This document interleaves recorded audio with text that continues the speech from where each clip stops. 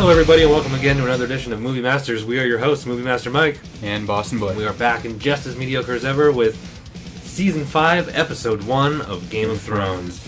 Man, we've been waiting so long for it to come back, and it's finally here. We watched it last night, and well, let's get right into it. Let's they added a new thing into this season for the very first time, and this is spoilers ahead. So if you did not watch the episode, go ahead and watch it and then listen to this. Right. But they introduced a new thing into the show, which is a flashback. It opened up with Open the season. Yeah, to open the season, it was Cersei as a young girl, like probably 12, 13, and some girl from the Free Cities, probably. I think it's the wife of the Red Viper.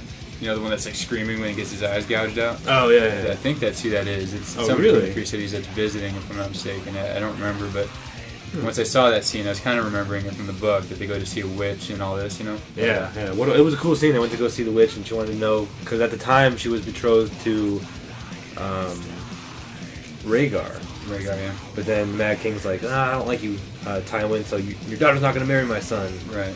So, but at the time she was betrothed to Rhaegar Targaryen, and so she asks this witch to tell the future. The witch says everyone wants to know their future until they know their future. Right. Like a genie, she got 3 questions. Yeah. And did you notice that there was 2? There's only 2. She didn't. No. Because one of them, she asked. The first question was, "Will I be queen?" Yeah. She's like, yes, and then children was the third, I guess. Right? There was a second one, like it was like a follow-up question to the first question, but that counted as her second question. I forget exactly what it was, but there were 3. I was actually, because after she asked that second one, I was like, I wonder if that counts as her second one. Yeah. And it did. The witch caught on as well. So okay, I apparently didn't. So. But yeah, she had 3 questions, and she asked like something about will she have kids, and she said the king will have 20 children, but you will have 3. That doesn't make any sense. Yeah. By the way, let me go ahead and say that I read the books a very long time ago, long before the show came out, so I'm not completely fresh. All the names and everything is kind of eluded me for the most part. But right, and I have not read the books, but I read the cliff notes on a lot of the characters and events and stuff, and have probably be best, really, because you get all the high points and everything's fresh. Yeah, but I did that quite a few years ago too, like probably 2011 or 12. Yeah, it was probably 2015, probably 04, 05, or the Game of Thrones, and then I was finishing the 3rd book as the 4th was coming out, so I pretty much caught up from there. Anyhow, so like I know what happens to a lot of the characters, but some I'm like I have no idea even who they are and all this stuff. So because I just kind of read up on the characters that I knew from probably season 1, maybe 2 is when I was doing the research. So it was like Sansa and Arya and Bran. Yeah. It wasn't these new characters like the Viper. Like I didn't really read up on him and stuff. So. What a cool scene that was, right? Last season? Mountain destroying his face. Dude, that was so badass. And then the books, that was one of the best page turners. Remember, like that part, the fight of the wall was like a few chapters long, and remember that took me like 2 minutes. I was flipping through the pages, like, oh, what's gonna happen, But man, that scene's so cool. Yeah, it really resonated with me.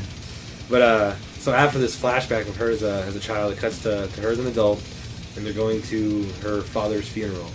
Because as you remember at the end of last season, Tyrion kills Tywin with the crossbow, which we all couldn't wait for. It was a little bit anticlimactic, I feel like, when I watched it. Like, and I knew it was coming, so I guess somebody that did know that was going to happen. Pretty cool, but anyhow. But yeah, so she was talking like the High Septon, and he was saying like, she was like, let everybody wait, I want to go in alone, and he's like, well, all these people came from everywhere, they want to go in there. She's like, they all continue waiting there. So she goes in there, and Jaime's in there already, and they talk about how he left everything to us, everything he was for us, right? And they exchanged some words, and Cersei gets mad that he released Tyrion, or she basically accuses him. He doesn't say anything, but she knows. It indicates, it's an indication.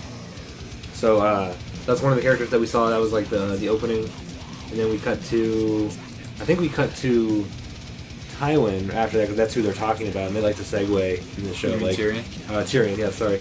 In the show, they love to segue. So if the 2 characters that we see talking talk about Dany, we cut to Dany, and then things like that. So I'm pretty sure. I mean, I don't exactly remember who we cut to next and stuff, but we see Tyrion in the crate, like a point of view looking through the hole. And by the way, in the books, that was one variation where it was a cask. You know what I mean, or a barrel. Like it was a a barrel. cask, yeah. In the show, it's a box. I don't know that it really matters, but he's cramped in a small space anyway, shitting on himself. And Yeah.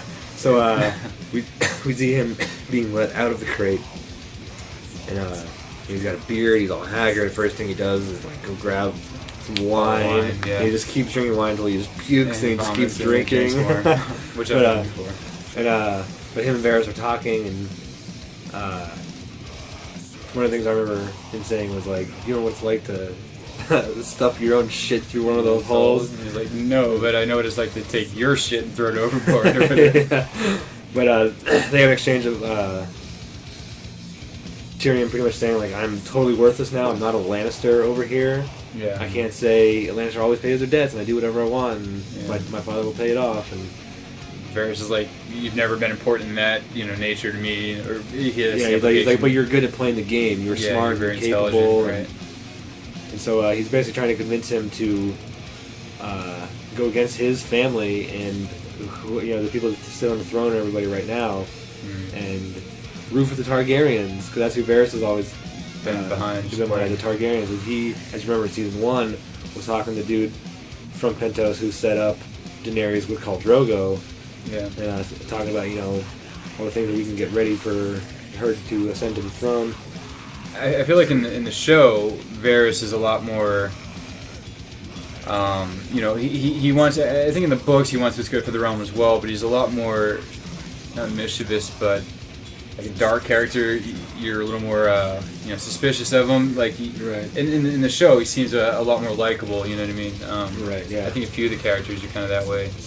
Sansa, for example, in the books, you despise her through and through. You know what I mean? And kind of started to like her at the ending of last season, where she's and that happens in the books, but you still don't like her as much, or she deceives everyone. And she starts playing the game. Right. Goes along with what Littlefinger's saying, or supporting him. I don't remember the dialogue, but so Varys is pretty much trying to get Tyrion to follow him and try to get the Targaryen on the throne. Tyrion says something about him, or alluding to some sort of Targaryen male. He's like, whoever said anything about him, or something like that. He alluded to Tyrion that it's Daenerys, because they all know that Daenerys is still alive. They've known since season 1. Right. So then he actually says that. I think he says, Daenerys, we're gonna go meet Daenerys, and then he says like, would you rather stay here and drink yourself to death, or come with me to Meereen to meet Daenerys? He's like, well, can I drink myself to death on the way to Meereen? Yeah, that's right. So he's totally okay with just doing whatever. Yeah. Better. I'm not dead, so better do something while drinking instead of just sitting here doing nothing and drinking. Right. But then we probably cut to Daenerys in Meereen. Right. And you see I don't think we cut to Daenerys. You see is White Rat, one of the Unsullied. I thought initially that it was Grey Worm. Yeah, they recast him because he looked very similar. Yeah, but I think they're all supposed to kind of, anyway. Yeah, well, I mean, they're probably from the same region and things like that. But anyway, he goes to a brothel. And you're like, what the hell? He doesn't have a dick. They're all eunuchs. But he basically pays this hooker just to sing and stroke his head. Yeah, just kind of nurture him. Yeah. But then she slits his throat. Or was it her that does it? Well, I don't think it was her. His throat gets slit, and then there's a guy in a mask. Yeah, it was one of the harpies. What do they call them? Yeah, the golden harpies. Something like that. Yeah, something like that. It's some kind of a group of the harpies or something. Yeah. And they're some sort of group that is against Daenerys being queen of their, freeing all slaves and things. I remember in that book, and again, this is kind of a gray area for me. It's fading or it's faded, but that's a big conflict throughout the book. Pretty much Daenerys throughout that entire book. Maybe I'm getting ahead of things, but that's a constant conflict. These people going around killing and causing problems and doing stuff all over the city. So right. So we see that, and then we see Dany talking about it. Missandei goes to visit Grey Worm. Is like, why would one of you be in a brothel? Yeah, and he's just like, I don't know. Yeah. And then you can kind of see, he's lying, you know what I mean? But they don't really say one way or the other. But right. And then, so Dany, she is still pissed that, the old slavers from other cities want their slaves back. Nobody's really doing what she says. And they want to open the fighting pits. And now, the guy that she sent from last season to go talk to the other former slavers about like, hey, let's just do what she says and stuff. But and the guy's really well spoken. Every time I Yeah. saw him last season, and then this season, the way he speaks, you know, he's got kind of fucked up grill, but anyway. yeah, so he says like, oh yeah, like, you know, they're totally cool with you, but they want to reopen the fighting pits. And she's like, what? So, you know, we can't have slaves, but you guys want slaves to, you know, freed slaves to fight in the slaving games, basically, like. Right. And they're like, oh no, but everyone's down for it. Everyone loved it, and she's Yeah. totally against it. But So he keeps nagging her. She's like, how many times and how many different ways do I have to tell you no before you shut the hell up? And then, I can't think of his name. Her lover. Dario Naharis. Yeah, Darren. Yeah, accosted them in bed. And at first, like, he could see he's like kind of like he's hinting in that conversation that you know he's all for it. And then it cuts to a scene where they're in bed together. And Yeah, and he's saying that convincing her. he grew up in the fighting pits. That's how it became so good. Right. And how And Yes. she's like, and he was sold to it. He was a slave, and then, you know, as a slave, he liked to fight, and then he was sold as a slave to fight. And she's kind of aghast because it's like, you know, so, he's yeah, like, like, you were saying that you were a slave and you were forced to fight, and you want me to, you know, and you're for this, you know. But it's like, well, that's what made me who I am. So yeah, yeah, I'm fine with all that. which I'm totally for. To see some gladiatorial pits, you know. Yeah, Sweet. give the people something. Yeah, I mean, why the Yeah. hell not? If the There's people no are football, willing or to fight. basketball and stuff back What then. else? So yeah, it was the you know the Colosseum. racing, jousting, and fighting. Fighting, yeah. So, but then we, like again, like I don't remember exactly the order of who we cut to next, but we eventually see Sansa and Littlefinger, Mm. and they're not at the Eyrie. They're with the fish. What's his name? Something. I can't remember the name of the land, but Yeah, but it was one of the guys that she lied to about Littlefinger, one of the lords of the Vale. yeah. In the background, you see Robin Aaron fighting, and like, just like whining. It's like, Yeah. lift up your sword, But lift your it's shield. heavy. It's so heavy. but you can see Littlefinger wants him to become a man, so he's sending Robin off to this guy to train him, make him more of a leader, you know, in fighting and politics and all that stuff. Well, And it's the Blackfish, I think is the name of him. His name's the Blackfish. no, because he's part of the Tullys, but he escaped the Red Wedding. We haven't seen him since. He wasn't there. Oh, okay. So I don't remember who it is then. Anyhow. Yeah, I remember in the Red Wedding, he's like, I gotta take a piss, so he left before like that. So he was one of the survivors. Yeah. But then it cuts to Sansa and Littlefinger going somewhere, and she's like, you told that guy that we were going to this place. Like, we're not going to that place. We're going west right now. Yeah. He's like, oh, like, you know, I don't trust everybody. And he's like, she's like, but you trust the drivers of this carriage and the like 30 people we have protecting it. He's like, well, I trust them enough. Yeah, I pay them well enough, and they know what happens to people that disappoint you something along those lines. Yeah, nothing a whole lot to talk about there. Just they're going somewhere. Yeah, Sansa's story is generally pretty boring. You think you see that it could develop into something quite exciting, but for the most part, it's just a lot of just dialogue along those lines. Yeah. So as of right now, they're just heading somewhere, Right. and that's about it. But then, yeah, at some point we see Dany again, and because I think Dario said like the Mother of Dragons can't be the Mother of Dragons without her dragons. Yeah. So she goes to check on her dragons, which if you remember, she locked beneath the city. Right. Except for Drogon, who's out at least somewhere no one knows. Right. She Yeah, even been makes seen in months. makes a comment that he could be on the other side of the world, killing half the countryside for all I know, something like that. Yeah. So she goes underneath the city, and it's like pitch black, and she can't see him, and she can barely see one of the chains, and starts to move. And then they start All of a sudden, spitting just, fire everywhere, like kind of next to her, not really like at her, but her towards her. You know, and they seem pissed, like, you Right. motherfucking mom, you locked us down here. Right. And so she starts to freak out, and she leaves, and she goes through the door, and then like goes behind the wall, and just kind of like, oh shit, like, those guys are pissed at me. Yeah. I was wondering why do they have to be underneath the ground, or enclosed in this cavernous area? Why couldn't they be in a large outdoor space type of change? You know what I mean? So it's not pitch black. And, Yeah, because I think in the books they're chained into the gladiatorial pit, like Coliseum, right, aren't I they? think so, yeah, or something. I think it's still a cavernous area because remember that scene in the book, and similarly it's dark, and she goes in. And I don't remember that. Yeah, I thought I read that maybe they were in like the arena, but maybe not.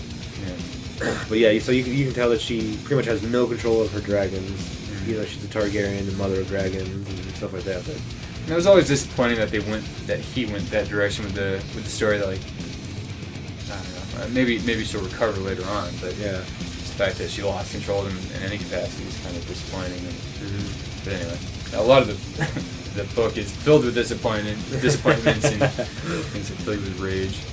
But so at some point we cut to Jon Snow up at the wall, right? Which is probably in my opinion, the high point of this episode. Initially, he's, you know, in the jail cell or whatever you call it, or a makeshift jail cell anyway, and Mance Rayder. Prior to that, there's a part with Stannis. Yeah, they're talking. He's saying about that's on the the first wall. part you see Jon Snow, and anyway, Stannis says, you know, Mance Rayder, I want him to bend the knee and devote or whatever, or make his people fight for me, you know, in my army. Right, because he wants to retake the north. Right. Because he asked Jon Snow, like, do you know who sits at Winterfell right now? He's like, yeah, it's Roose Bolton. He's like, well, like, you know, I want to retake it for you, or I don't know if she sure says for you, but. Well, that's the implication. He says, like, or no, he says, like, when you want to avenge Robb, I think. Something like that. He does say, would you like to sit? Yeah, he's like, oh, I'm a sworn brother, like, I can't. Yeah. He's like, I'm not talking about you, I'm talking about the wildlings. Yeah. And that's when he says, like, I want him to join my army only if he bends the knee, though, and swears allegiance. Right. Then I want you to convince him by sundown, or else I'm going to burn him. Yeah. So then you see Jon go down and talk to Mance Rayder and have this conversation about why he won't bend the knee. Yeah, and he says, "Oh, your pride is worth, you know, all of your people dying, because he's gonna. If you don't bend the knee, he's gonna send them back, you know, north of the wall. Yeah, and they'll die. They both know that winter is coming. The White Walkers are coming. Right. So it's like, yeah, like if you don't bend the knee, all your people are gonna be sent back up north of the wall and be slaughtered by the White Walkers. Yeah. So it's like, you know, it's your stupid pride. He's like, oh, fuck my pride. It's not about my pride. It's, you know. I don't want to. I don't know what else it could be, but you know, because not all of them are going to die, presumably, if they're in the army or join Stannis, but they'll likely all die a miserable, gruesome death if they were north of the wall. So right, I think it's silly that he wouldn't, but that's the way the book's written. So yeah. So, but he asked Jon Snow, like, how is he going to do it? Beheading, hanging? He's like burning. He's like, oh man, that's a terrible way to die. Yeah. In my opinion, that's always been my worst fear. I'd rather die any other way, I think. Yeah. Well, I guess there's worse ways, but that's definitely out there. And that says, like, ugh, that's going to be my last thing, you know, burning and screaming. Yeah. You know? But they put him on the pyre. And I think this is actually the final scene, though, isn't it? I believe it is. One of the last I can't remember how it ended. I remember being disappointed as usual, like, oh, that's it? But I also noticed that this episode, the first probably 8 minutes or so, or catch-up, you know, it's an elongated version of, you know, this is what's going on, which is important, you know, it's been months and months since the last season, so. Right, but Mance is on the pyre, they light it. The red woman lights it, and she has a little speech prior to saying, you know, this is what happens to people who choose evil instead of good, or the dark instead of the light, referencing her fire god. Yeah, the Lord of Light. Yeah. So he's on the pyre. He starts screaming. He's like, oh, yeah. Like at first, he's trying to be as quiet as possible, you know, to not go out screaming. But you know, it starts to burn underneath him. Yeah. So he starts to kind of, you know, make some groans and stuff. And then Jon ups and leaves. You see Gilly, like, you know, crying to the shoulder of Sam. Yeah, and then you see Stannis' wife is like smiling, a little like half smile, and then the daughter with the messed up face, closing her eyes. And then so Jon leaves the courtyard where this is happening at Castle Black, and then all of a sudden an arrow hits Mance Rayder's chest. And Jon's up there, and he's like, doesn't say anything, just walks away. And then it shows like from Mance Rayder's, you know, his last view is looking at Jon Snow. Setting up peacefully. And I remember correctly, that was the last thing. And it's always, that was it? Like, I gotta wait a whole nother week to get an hour of a 2 minutes with this character and 2 minutes with that character. like you said, like the first episode of the season pretty much just recaps the last episode of last season. Like Cersei and Jaime had Tywin wake. And there was a scene we missed. It had Loras Tyrell and his sister. Oh. Loras. Then there was a scene that I'd rather not think about. I actually walked away from it. Yeah, Loras and the male horde going throughout the season. Lancel Lannister was at the wake, and now he's part of the Septon set. They like little religious that cut his hair, he's wearing like rags. Right. Like I apologize.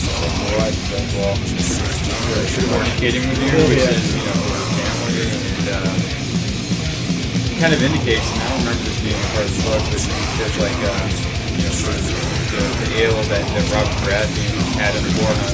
Oh yeah, like he was the wise. Squire. Yeah. He was the Squire. Okay. Yeah, because I remember in season 1 when they're on their hunt, like were wine still there? Like just kept feeding him wine on the hunt. Robert Baratheon. Yeah. But yeah, there was that whole thing. That was like at the wake of the Squire. First it was just the two of them. Yeah. And then I think it got after that. I think they kept seeing they were talking about. Yeah, you show Lancel for a minute, or you see Lancel for a minute. Yeah, that was really weird. Yeah, and then it cuts to Loras Tyrell and Bedford and male horde that's been in the show throughout and the years. He was a fighter. And then his sister walks in and she's like, could you be a little more discreet? Like, why? Everyone knows what I do. I don't know, I walked away. I didn't see it. Right, but so the male horde is there, just kind of talking. And, To Marjorie. yeah, Marjorie, yeah. And, she's saying like, well, then you're happy to be alright. You have a time where you don't have to marry Cersei. He's like, yeah, but you should be happy. Like, I get to go to Highgarden. Like, you get to stay here with them. Basically what he's saying. But, so yeah, there was that, and then, yeah, so they're pretty much just recapping the whole race game. Kind of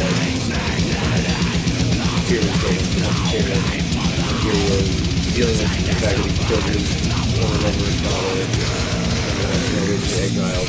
Do we know in the show who killed Joffrey? Yeah. Last season they showed Littlefinger was telling Sansa like, oh, this necklace that fool gave you is missing a stone. It's full of poison. And then Marjorie's mom basically told her, I wasn't gonna let you marry that monster. She's like, Marjorie's like, what? Yeah, that's right. So they were conspiring together. And so it wasn't just Littlefinger poisoned him, physically. He wasn't even there. Right. It wasn't just her. I'm gonna go get some poison and poison him on my own accord. Littlefinger doing what Littlefinger does and basically orchestrating everything that happens in Rome. I know, it's so crazy. Last season when they revealed that he was the one that told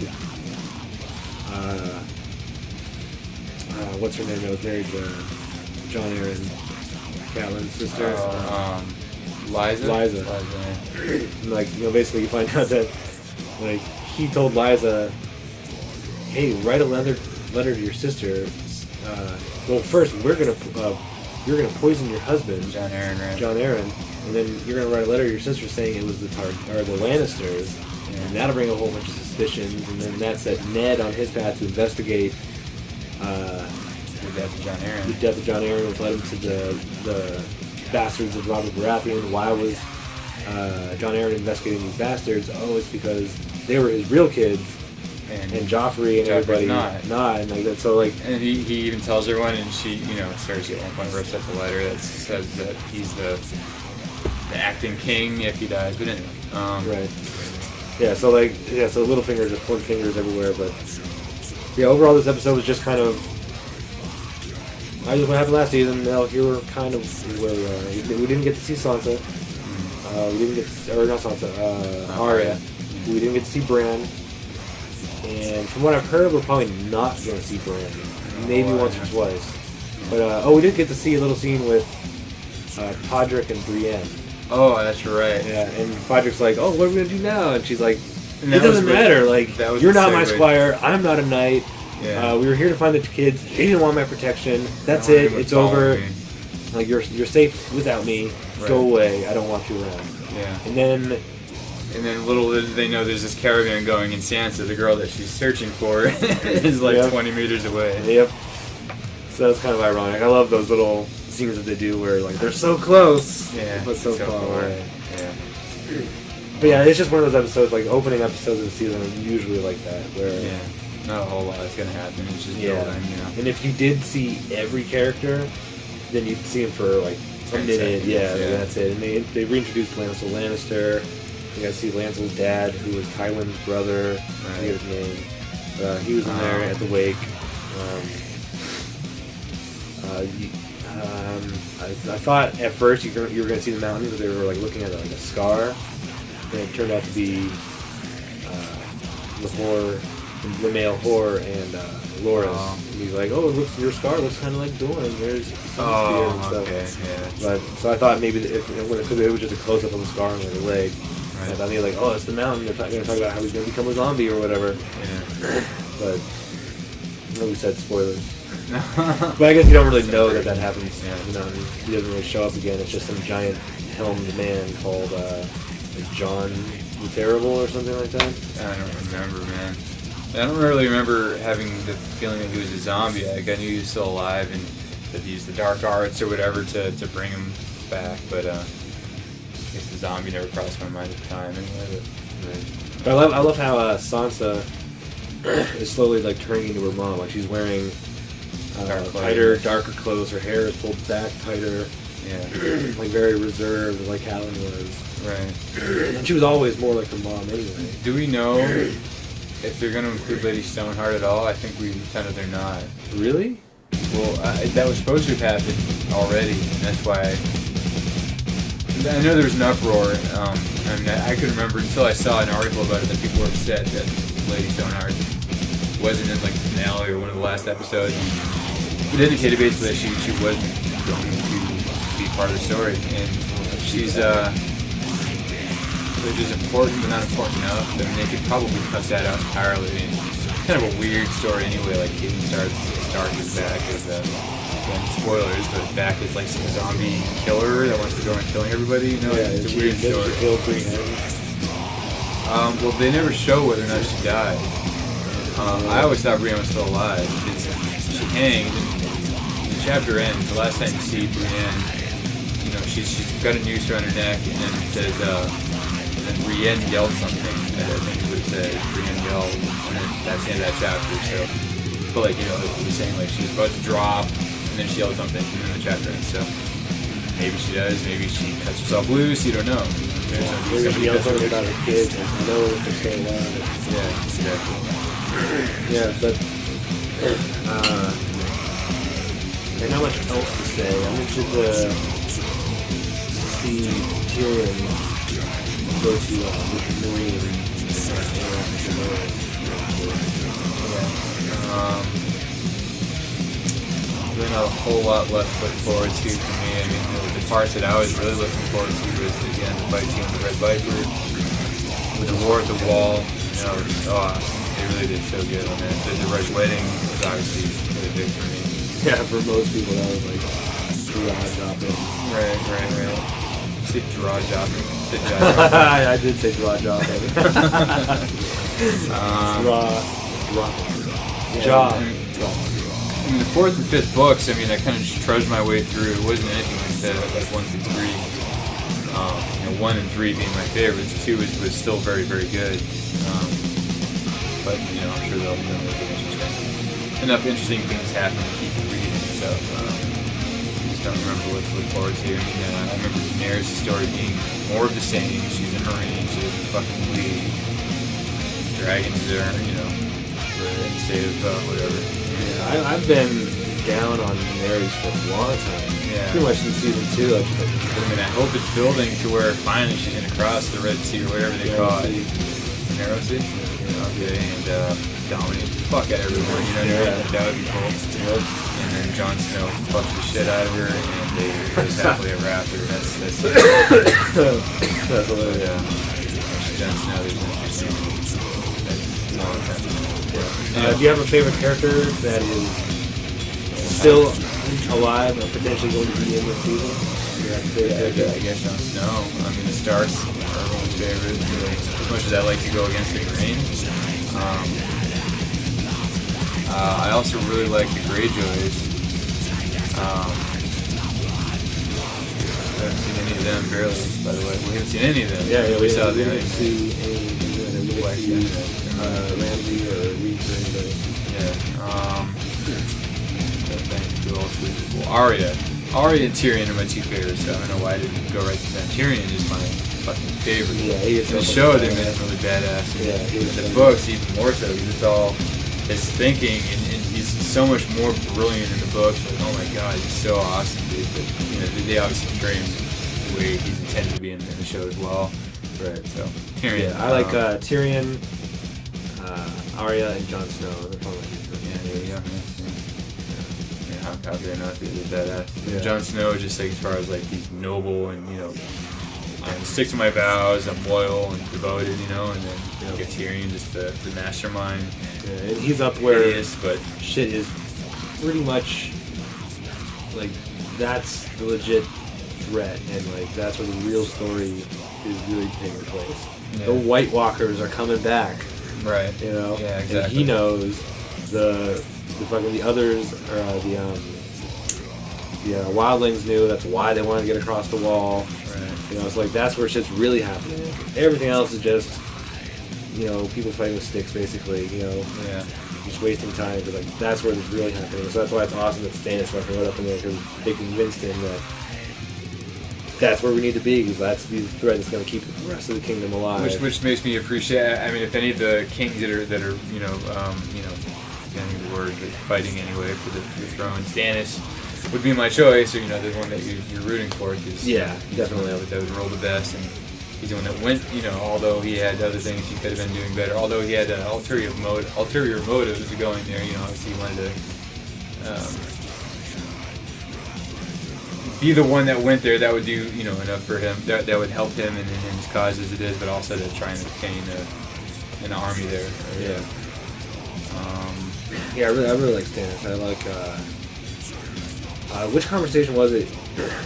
Who was saying that Stannis would be the best king? Like the best king in probably like 100 years. So was that Mance Rayder or was that Varys? Yeah, no, I think it was Mance. Yeah, it was Mance. He said, he's definitely better than all the other idiots that are only for the last 100 years. But but I'm not going to be whatever. You have anything else to say about this episode?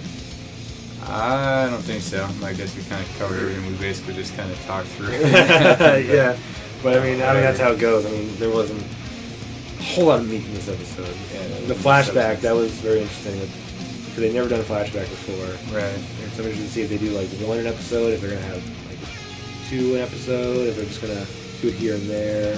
Probably the latter there. I'm sure they'll probably have the episodes you're going to see any, and a couple where you see 3 or 4 of them. Yeah. So I'm interested to see that, because that's like a whole new aspect of the show. Right. So it'll be interesting. But tune in next week when we do season 5, episode 2, and maybe some special things as well. But it's a mystery, so find out next week. Until then, we are your hosts, Movie Master Mike And Boston Boy. reminding you to speak your geek, Balance your geeks. equilibrium.